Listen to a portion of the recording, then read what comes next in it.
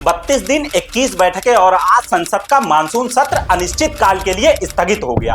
एक महीने तक चले इस सत्र का हिसाब किताब कहता है कि शोरगुल, हो हल्ला, नारेबाजी, स्थगन प्रस्ताव और बार बार वेल में उतरते सांसद ही सुर्खियों में रहे। लोकसभा की उत्पादकता सिर्फ 31% रही। 120 घंटे में महज 37 घंटे की चर्चा हो सकी। राज्यसभा की उत्पादकता 38.88% रही, यानी 120 में से सिर्फ 41 घंटे 15 मिनट कामकाज चला। और जब सत्र खत्म हुआ तो सदन की दीवारों में सबसे ज्यादा गूंजा वोट चोर, गद्दी छोड़, तड़ी पार, गो बैक। विपक्षी सांसदों ने इन नारों ने पूरे देश का ध्यान अपनी तरफ खींचा। उनकी समस्याएं और व्यापक जनहित के मुद्दों पर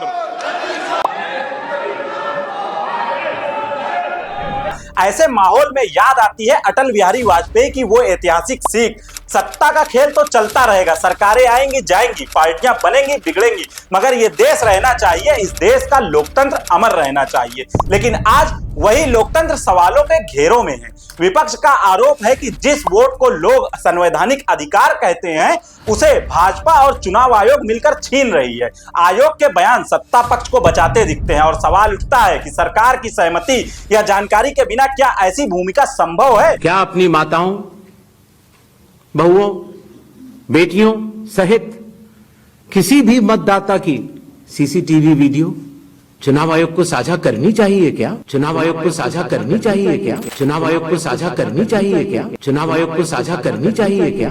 इतिहास याद दिलाता है कि 1999 में वाजपेयी सरकार विश्वास मत में सिर्फ एक वोट से हार गई थी। 17 अप्रैल 1999 को स्कोर बोर्ड ने दिखाया, सरकार के पक्ष में 269 और विपक्ष के पक्ष में 270, और तब सत्ता गई, लेकिन लोकतंत्र की मर्यादा बनी रही। इस्तीफा तुरंत दे दिया गया। आज आरोप 100 सीटों तक पहुंच रहे हैं। विपक्ष का नारा है वोट चोर, गद्दी छोड़। चोर, वोट चोर, वोट चोर। जिन्हें आज नियम 377 के अधीन मामले उठाने की अनुमति प्रदान की गई है, वह व्यक्तिगत रूप से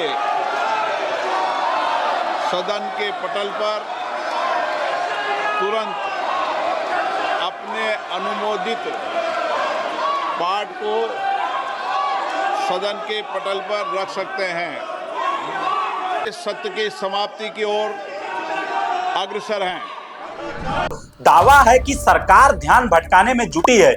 मीडिया राहुल गांधी की रैलियों को न दिखाए, गांव गांव तक नारे न पहुंचे, मगर जमीन पर माहौल बदलता दिखाई दे रहा है। जब जनता पूछती है मेरे वोट का क्या हुआ, जब संसद बहस की जगह टकराव का अखाड़ा बनती है, तब लोकतंत्र का असली इम्तिहान शुरू होता है। असली सवाल यही है कि क्या अटल जी की तरह लोकतंत्र अमर रहेगा या हम लोकतंत्र के चीरहरण के गवाह बन रहे हैं? जवाब सत्ता और विपक्ष दोनों के आचरण में छुपा हुआ है।